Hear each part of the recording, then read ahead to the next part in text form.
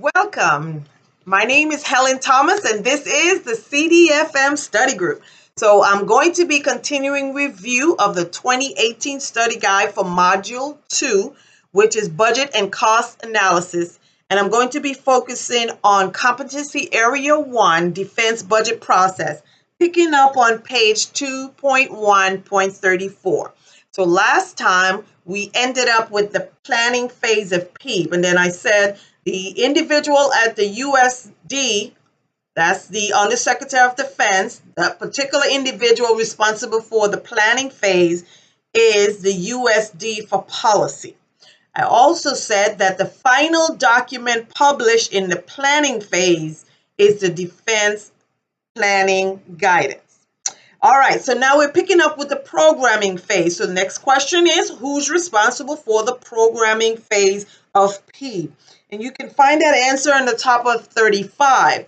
The Director of Cost Assessment and Program Evaluation, DCAPE, is the individual, the senior person at the DoD responsible for continuously updating the programming data. We get guidance about the programming from the DCAPE. And in the programming phase of PEEP is where we come in. For most of us, we participate in the POM, Program Objective Memorandum. The POM process is where we try to forecast what our budget requirements should be for upcoming fiscal years. And then part of the programming phase, as we're updating this data, is another document or database system, Future Year Defense Program. This particular program is the DoD Database. So just think of it as a database that keeps track of all your PPBE data. So as numbers are changed, resources, priorities are changed, the Future Year Defense Program is a database that is updated. Next question, who's responsible for updating the Future Year Defense Program? Well, the same person that's in charge of the programming phase is responsible for updating the FYDP or the FYDP. A good diagram, and I'm a visual person, so I like you to turn to page 37, where it talks about, it gives you a diagram of the Future Year Defense Program. And if you look at the front of that diagram, you will see the difference between the 2013 study guide and this one. The 2013 talks about 11 major force programs, whereas here now there are 12 force programs. And what that means is every mission conducted by the Department of Defense is related somewhere in one of these 12, 1 to 12. So whatever mission you do in your organization falls within one of those. And to the right of it, it shows the different services, Army, Navy, Air Force, and so forth. And at the top of the diagram, it shows different appropriations that we use. So they're not like one appropriation for one mission. As we know, depending on your mission will determine what type of money, what color of money you require to do your mission. So what is the FYDP? The Future Year Defense Program is the DoD database that keeps track of the 12 major force programs used by the different services utilizing various appropriations. So if you look at the diagram, learn the diagram, what's on the various sides, you'll be able to know what the definition of the Future Year Defense Program is. The next page talks about the decision-making forms. All that means is when you send your POM, when you send your budget request forward, there's this group of individuals that have to look at your input to make sure that everything has to fall in line, going all the way back to that big op order, which is the national security strategy, must also be in line with the national defense strategy. So we can't just go off to our own. Again, no different than you getting the big op order and the DoD already pulled out defense-related items. So these particular forums, the 3-star program review group, the Deputy Management Action Group, those are the various forums that meet to go through your data. Programmatic issues just mean when these group of individuals look at your, let's say your POM input, then they might have issues with what you submitted. So they develop issue books to determine, okay, what type of questions, maybe it's not one of the commander's priorities. So those are different things that are looked at. And then on page 40, remember who's our top military advisor to the Secretary of Defense, the President, and the National Security Council? The chairman of the Joint Chief of Staff, top military advisor. So whatever you submit out of the military, the chairman has to review that data also. And then the chairman submits his assessment. He does an assessment, and then he provides his recommendation to the Secretary of Defense. And then the final document, once the Department of Defense, once the Secretary of Defense decides on what our programming numbers are going to be, then the final programming document will be the resource management decision. Right? All right, phase 3, budgeting phase. So remember that your programming and your budgeting phase, they kind of overlap. So they have happening at the same time. So on the budgeted sides of the house, you have who's responsible for the budgeting phase. And once you read through and study, you'll know, but I want you to think of these things as you go to the different processes. So the budgeting phase and the execution phase is the responsibility of the USD Comptroller. Again, they deal with the money, so makes sense.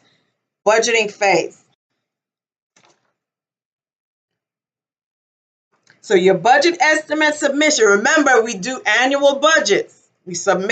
We prepare a budget about 18 months out, then we submit our budget request, and that overlaps with your POM, because your POM is usually a 6-year period that you're covering. So different data. Your budget is usually you're asking budget for the next upcoming fiscal year. So what it says here on page 43, once you submit your budget estimate submission, that's your BES, B-E-S. You got to use the acronym they use. So it's best once you're studying to go over the acronyms that they use. So in the fall, OMB and OSD. Who's OMB? Office of Management and Budget. That's the budget office that we fall under. Then the DoD level is the Office of Secretary of Defense, which is really who's the budget person at the defense?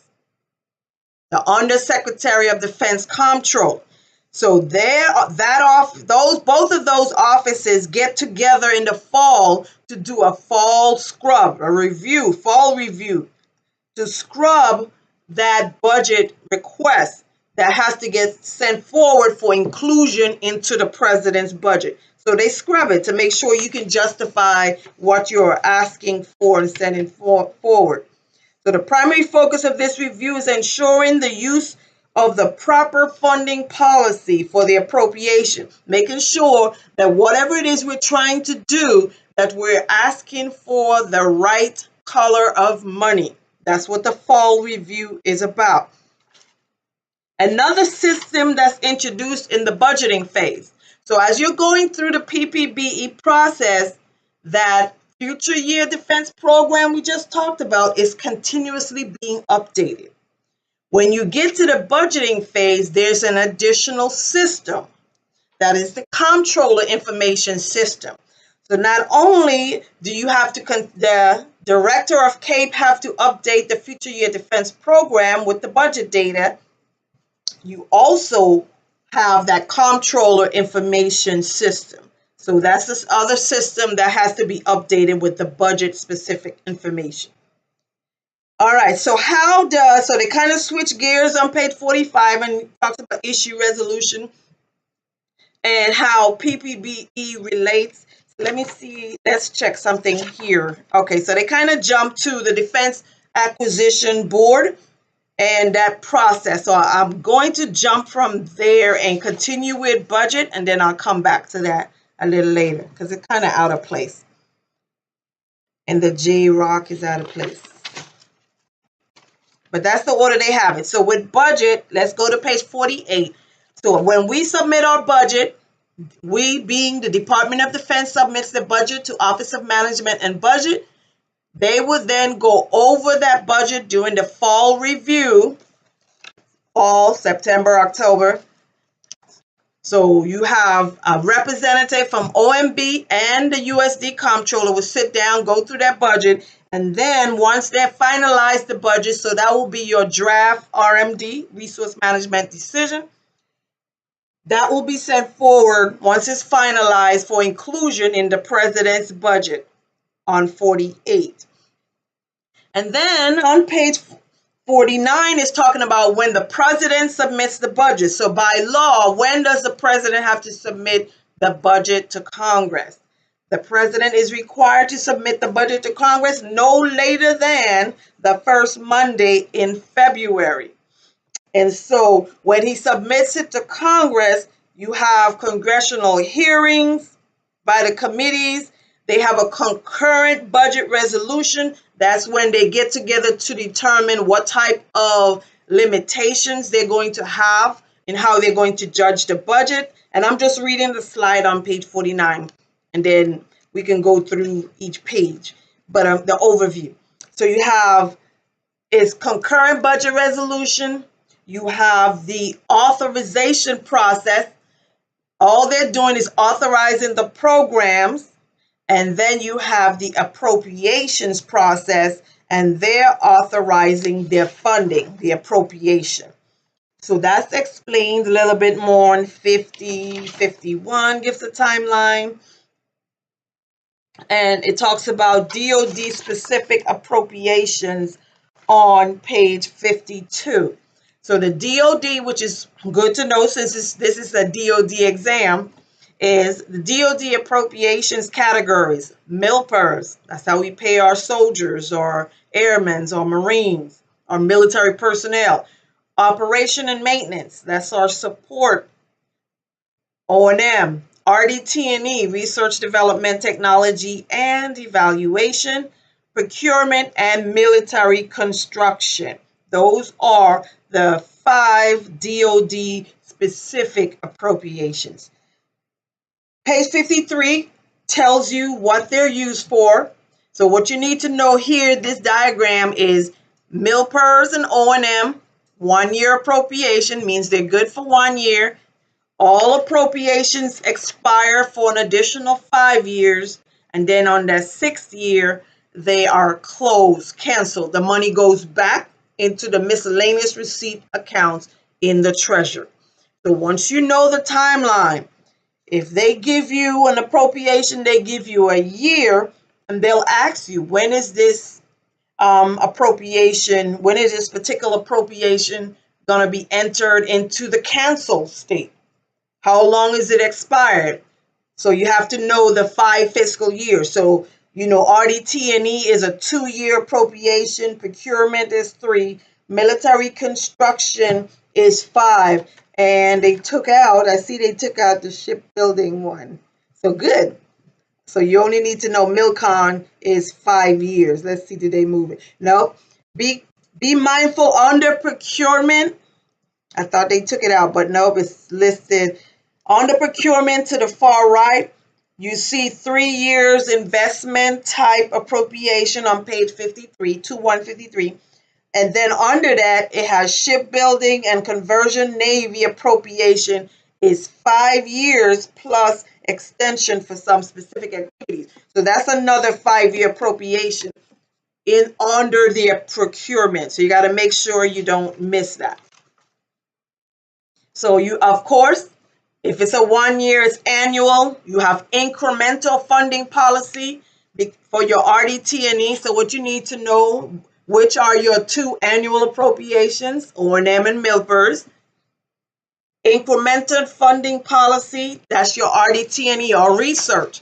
So We're not sure what we're doing, so we do it step by step. We ask for funding as we're getting ready to do that particular portion of the research. And so what I just noticed, I think I jumped to, yep, budget execution. All right, so let's recap. So the budgeting for this particular purpose ended on the top of page 2.1.50. We're going to talk about the congressional action. So let me go back now and see what they wanted to say about the defense acquisition, because you're going to see defense acquisition again in cost and economic analysis, which is in section 2.2. So I don't want to confuse it, because I think if I introduce it here, it's kind of out of place. I don't know why they put it here. I'll wait. I'm going to wait until we get to 2.2 to bring that up. All right, so we are actually in the execution phase. We begin on page 2.1.50. So we talked about, so the execution, once Congress appropriates the money, that is what begins the execution phase. And not listed directly in front of you. Two things happen when Congress appropriates the money. And I think in one of my other ones, I'm going to be uploading a PowerPoint slide again to go through the process. I got to make sure that the names match the 2018 study guide, and then I'm going to walk through that process again. That's easier to remember. But when Congress appropriates, so after the president submits the budget to Congress, no later than the first Monday in February, then Congress goes through the concurrent budget resolution where the House and the Senate agrees on what they're going to judge that budget along the lines of limitations. And then you have the authorization process. And then the third part is the appropriations process. All right, so we talked about that. We talked about annual, MILPERS and O&M. Incremental is RDT&E, and your full funding policy is your procurement and MILCON. So because that means when I'm ready to buy, I have to have all the funding necessary to make that purchase. Advanced procurement. So the key with why you need to have full funding is I need to have a usable end item. I can't just have piece of an aircraft or piece of an automobile. I need an end item, usable end item. So sometimes when you do procurement, you have to have advanced procurement on 57. And so that's another advanced procurement for long lead time. And what that means is if I need to have a usable truck or a usable aircraft by 1 October, then I will have to have a lead time to do all the preparation ahead of time, a month or two or however long it takes to be able to give you that particular item or equipment by 1 October. Multi-year procurement.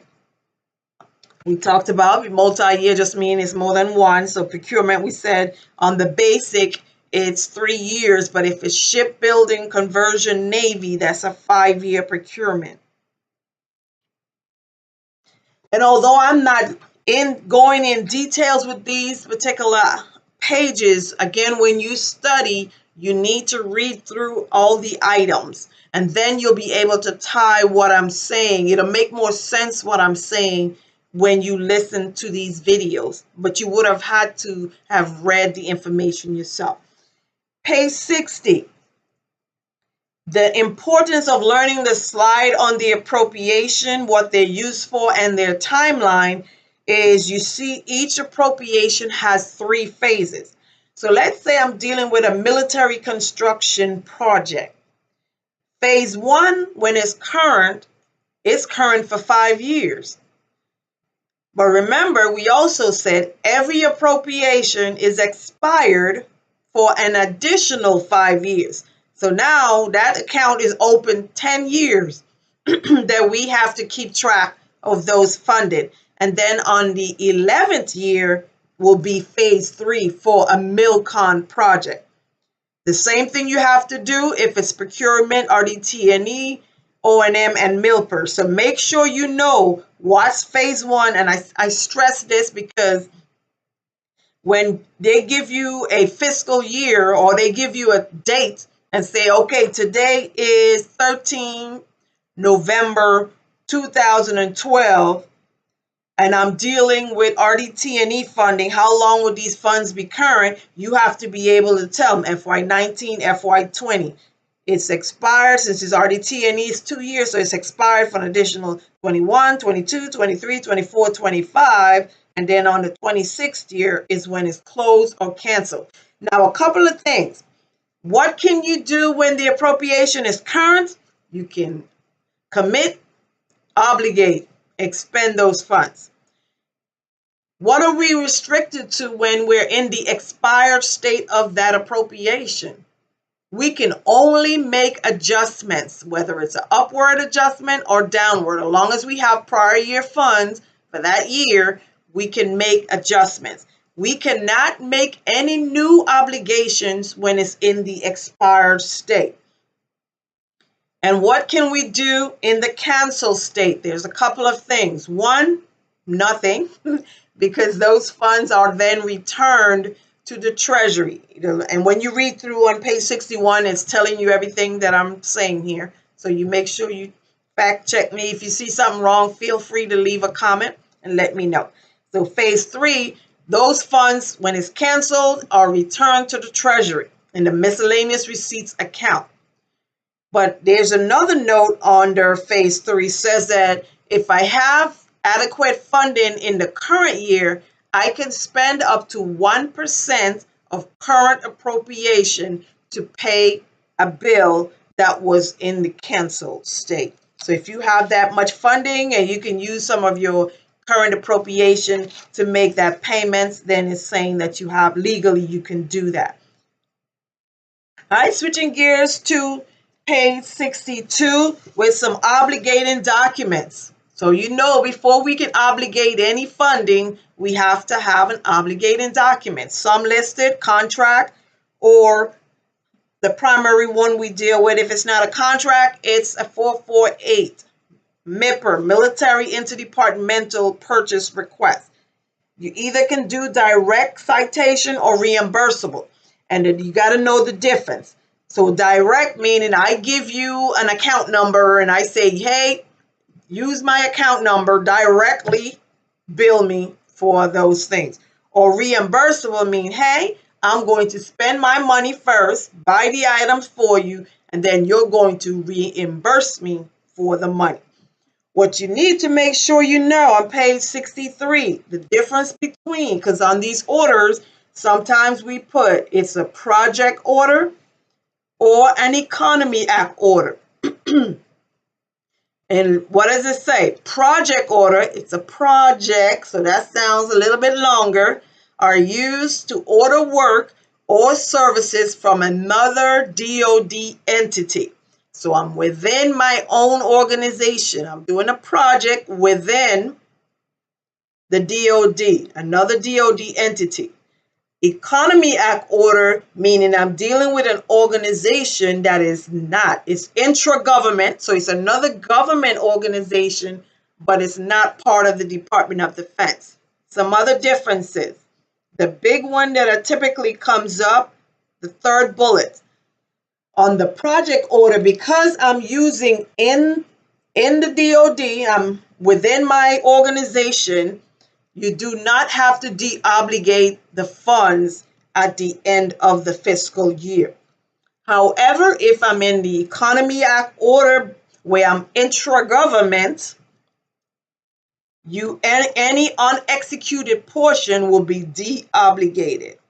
So make sure you know the difference between project order or Economy Act order. Project order, I'm requesting work from another DoD entity, or Economy Act intra-government, another government agency. If it's Economy Act, I de-obligate the funds at the end of the fiscal year.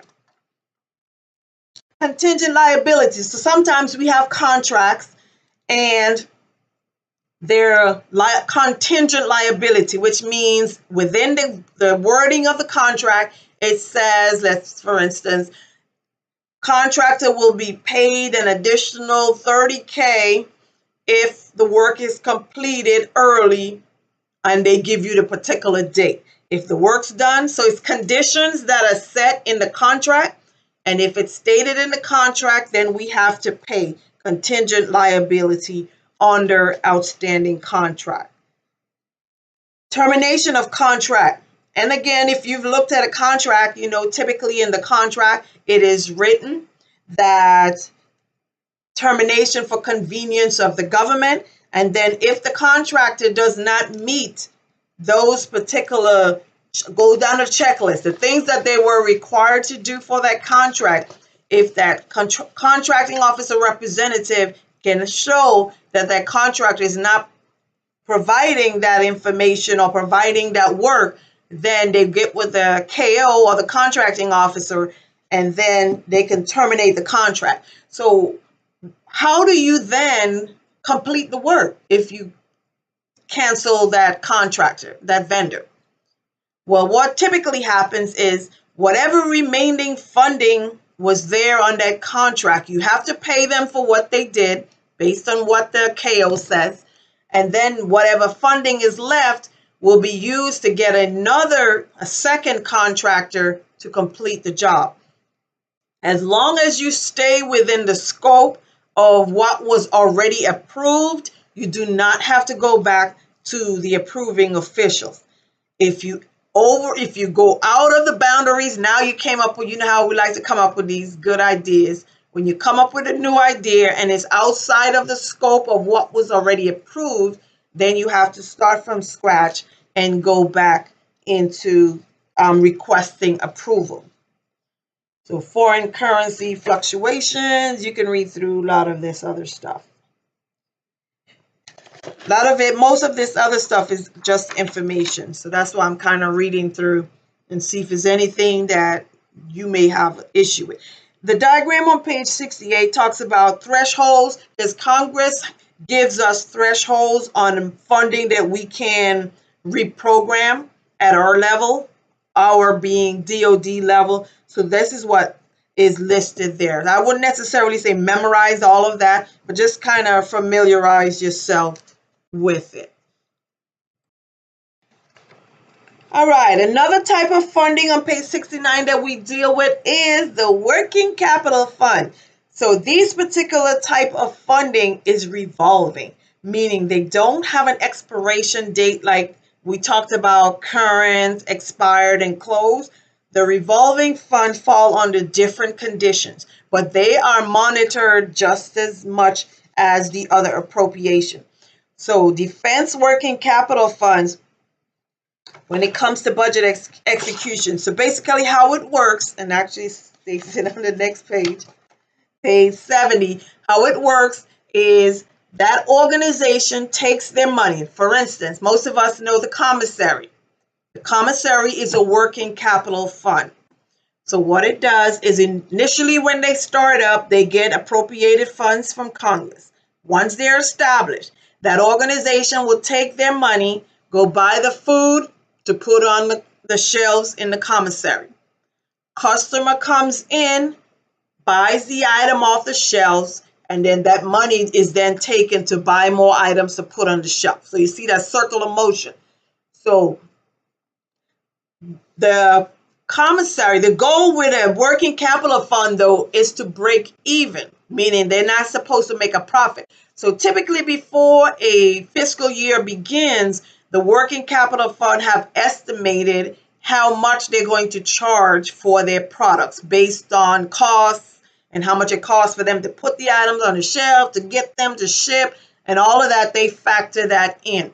So they estimate the cost, and then the customers pay. So the following year, if that cost estimate was too low, they may raise the prices because they have to balance.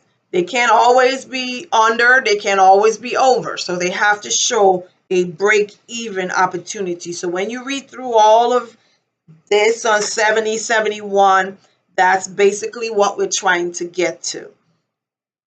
So the Defense Working Capital Fund, funds management, it talks about how they review and ensure that those funds are used properly. And let me see, receiving reimbursement from appropriation, new budget authority.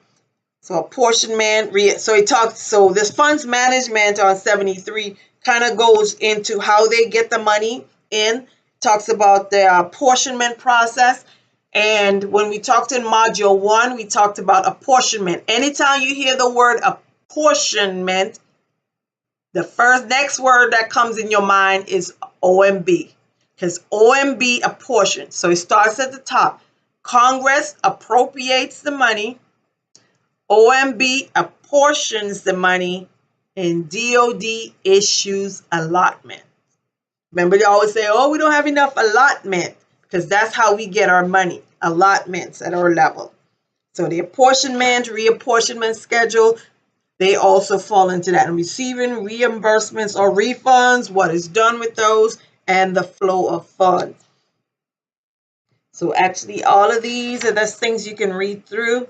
All right, another important thing starting at the bottom of 76 and 77, top of 77. Now you might say, I don't see any dollar amounts. What I need to know, the terms and definition. If I tell you to calculate the unapportioned appropriation, you're going to say, well, how am I supposed to do that? And I think I know in the old one, they gave you an example. And yeah, so if you flip over to page 2.1.79, you see an example of a practical exercise that you may have to do on the exam. They're going to tell you, hey, calculate, and they're not going to give you, so don't get comfortable, they're not going to give you the formula. So it's not going to be written out nice like this. You're going to get the values at the top, and then you're going to get the term, and they're going to ask you for the amount. So if they say, what's the unapportioned amount, that means, remember, flow of funds starts appropriation, apportionment, allotment, commit, obligate, outlay. Outlay is the word we use, not disbursement when it comes to this. Because outlay means when the funds are removed from the treasury to go pay your bill. So make sure you know how to do the availability of funds calculation on page 79. And you can always leave me a comment if you want the answers, or send me an email and I can get you the answers for those particular exercises. But they're pretty simple. But like I said, don't get comfortable with that chart there, because on the exam you will never get the formulas or a chart. You'll have to know how to organize this information yourself. So back on page 77 is making sure terms associated with availability of funds, that you're familiar with those. And then NAF funds, non-appropriated funds, are monies that initially they're not appropriated by Congress. That's money that's raised on an installation, an organization on the installation, and they use those funding to continue to build in that organization.